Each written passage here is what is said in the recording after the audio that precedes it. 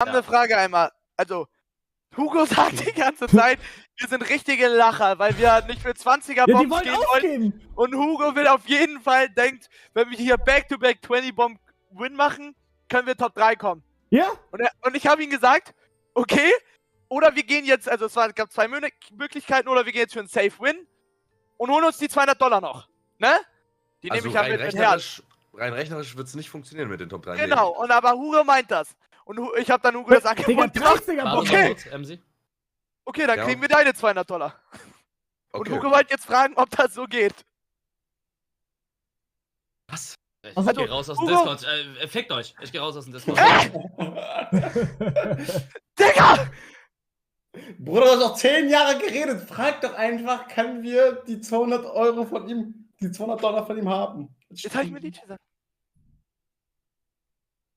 Nee, dann gehen wir auf Safe-Win.